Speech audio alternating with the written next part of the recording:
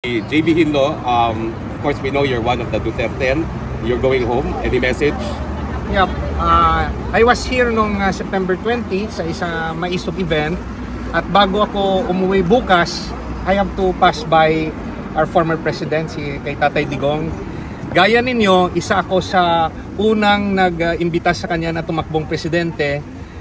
Yung katayuan niya ngayon dahil sa atin.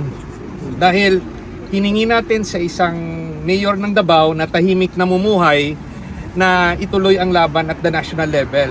At hindi tayo nagkamali, pinaganda niya yung Pilipinas nung siya'y presidente at nilabanan niya ang kriminalidad, terorismo at ang illegal na droga.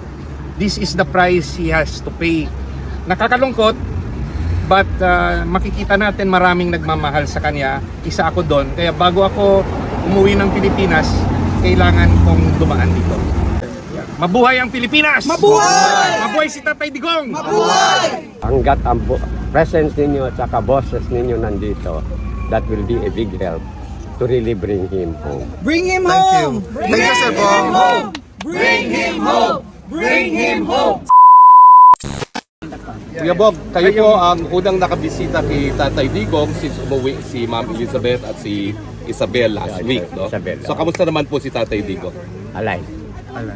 Palagi yun ang sinasabi nyo, alive. But alam nyo, bawal magsabi sa mga pinag-usapan, pero ano yung assessment nyo naman kay Kuya Tatay Digong? Again, Assessment nyo. alive. Was he happy during your visit? Surprised, of course.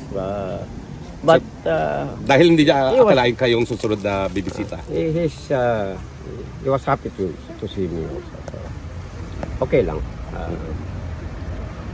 Yun lang I cannot disclose what transpired.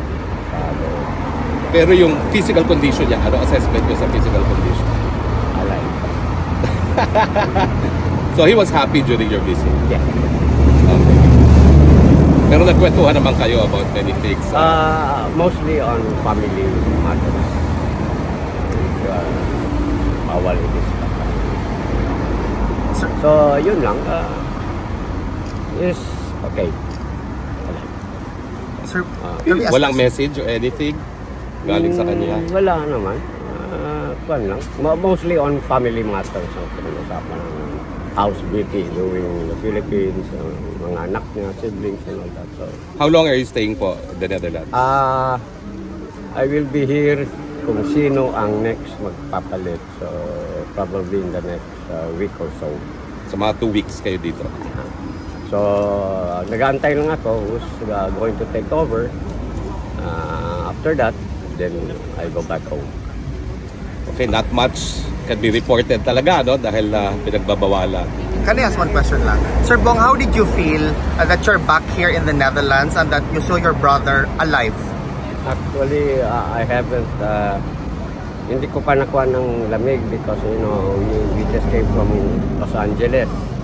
Malamig na doon. Pag uwi ko, a week after, di kayo texted me pa ako daw muna pumalit.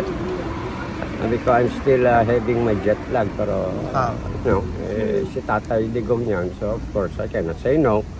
So, nandito na naman ako. So, ang jet lag ko is LA, Netherlands, naghalo. Okay. Mahirap yung jet lag na yan, mahirap. Sir Bong, welcome back to the Netherlands and good to see you back. Oh, yeah. Sir Bong, I have another question.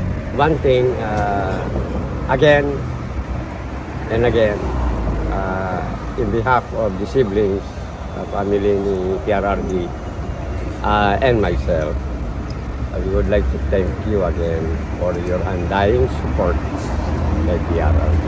Maraming salamat po. Thank you, Sir Bong. May you have a question? Yes, I have a question. Sir Bong, alam naman po natin na ang mga supporters ni President Duterte ay na-miss talaga namin siya. Ano po ang maa-advise niyo po sa amin para just to give us hope? Para sa akin, or my personal Yes, please.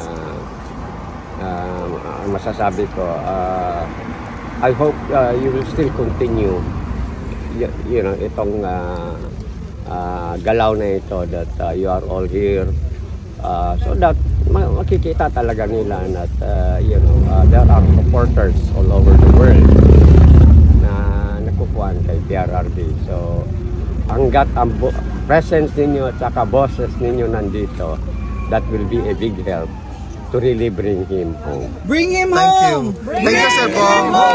Bring him home! Bring him home! Sir Bong, are you okay for a photo opportunity? Before that, si JB Hinlo, of course we know you're one of the Duterte. You're going home. Any message? Yep.